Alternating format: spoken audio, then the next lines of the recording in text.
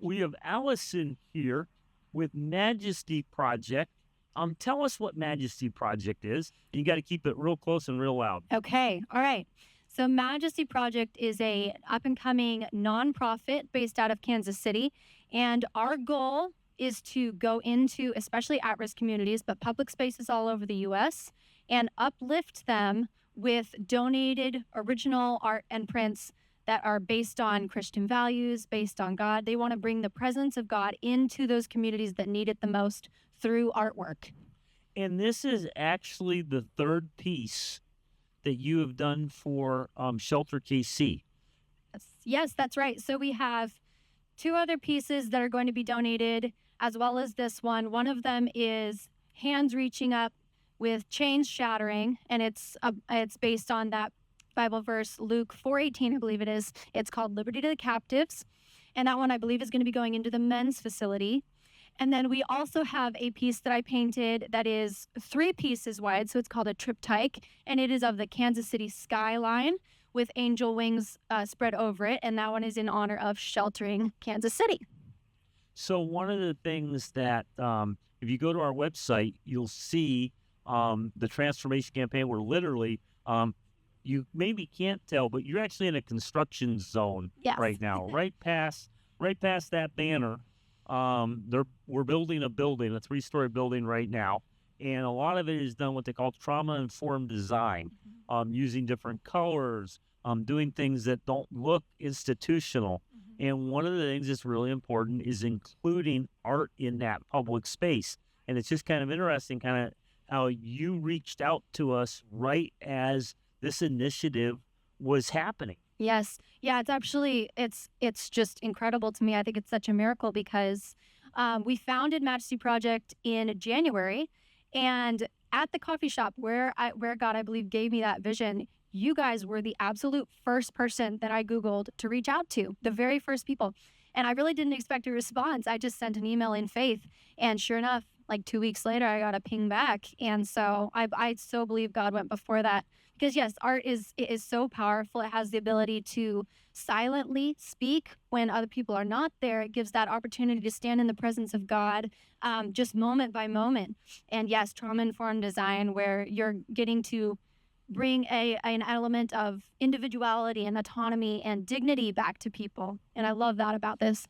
So one of the things tonight, you actually have been right here, and people have been dropping by and seeing me. What is it like to actually do an art piece outside, right here on the streets of Kansas City? Yes. Where people have been coming back and forth. Yes. Yeah. So that's actually been a super unique experience. This is the first live painting I've ever done. I've drawn live. So the win today was a little bit interesting. It was like drawing as I painted. But yeah, so I was so impacted even just with a couple people who walked by and who stopped and were like, wow, that's so powerful. That means a lot to me personally for this reason. A couple of days ago, I was sleeping outside, and it just blew my mind that God would use that in that way, and I would get to experience that and give that experience and that blessing to them. Was absolutely amazing. So talk a little bit more about the verse that inspires this, and tell us a little bit about. And it's not done yet. It is not done yet. It looked pretty good to me, but I think we could put it up. But it is still. We won't really get to see it till tomorrow. Yes. The finished product. Okay. Yes. Yeah. So it's still in the works, but it's based on Psalm 34:7, which says, "The angel of the Lord encamps around those who fear Him, and He delivers them." And for Conversations on a Bench, this was just the image that I saw in my mind immediately was the guy who's laying here. He does not see the angel. He doesn't know he's there. He's just resting. He's just existing. But God is still there with us. No matter where we are, God is there with us. You do not have to live in a palace. You can be on a park bench and God is still there. And so this piece was inspired specifically for this event. And I just, the minute I heard that Bible verse, I was like, oh, that's it.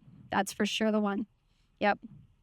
Well, thank you so much. And like I said, it's been neat getting to know you and the rest of your team. And you're finishing up for tonight.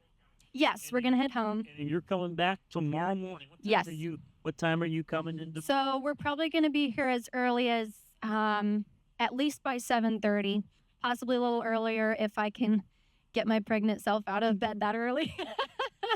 But we will try to be here at least that early. I look forward to the interview with you, and then we'll be working on this throughout the day, and we'll have it ready for the big reveal at the end. So one of the things that we're doing is this wraps up this national program at 2:00 tomorrow. But at 1:00 we have our chapel.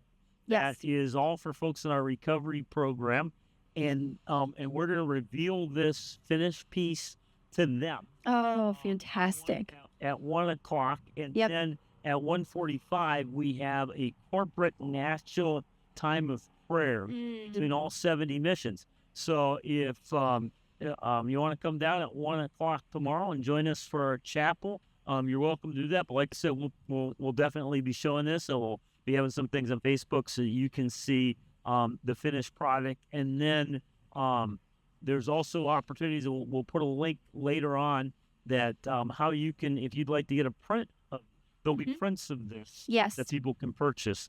And so we appreciate your partnership. And like I said, we'll check in with you more tomorrow. Thanks All for righty. coming down. Thank you. We're so blessed to be a part of it and honored to be here. Thank you, Eric. Thank you.